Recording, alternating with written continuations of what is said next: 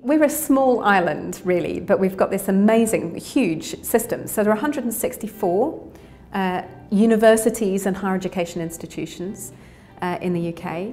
There are 2.3 million students. 440,000 of those students are from outside the UK. So it's really significantly an international environment. Nearly 30% of our academic staff come from overseas.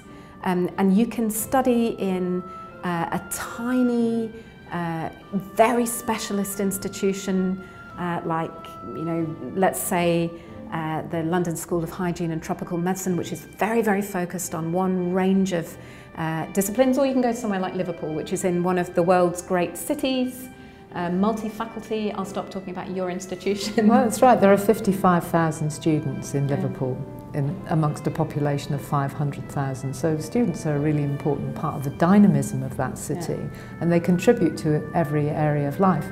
But students are important in the UK. From Aberdeen to Falmouth in the far west of our country. And people all over the UK welcome students from all over the world. We've done a lot of work at Universities UK, taking the temperature of people's attitude to international students, and the vast majority of the UK population really think that international students add a fantastic dimension to lives in their parts of the country. Polish is the second most frequently spoken language in the UK.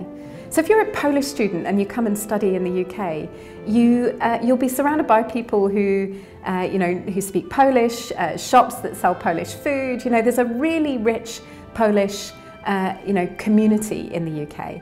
And I think it's an additional reason why, if you choose to study away from home, there'll still be a little bit of home for you in the UK. I think we should be kind of proud of that in UK universities. But the main reason anybody chooses to come and study in the UK is quality. When you ask students what they're looking for, when you go to university, it's a kind of once-in-a-lifetime decision. So you have to choose somewhere that's going to set you up for a successful career and equip you for a productive life. And I think the UK has a very strong story to tell on the quality of education that universities provide. We want Europe to remain open to researchers to work across boundaries. As Vivienne's already said, we know that the best research comes from collaboration. We know that the most highly cited papers, the most referenced and used research, tends to have international authorship.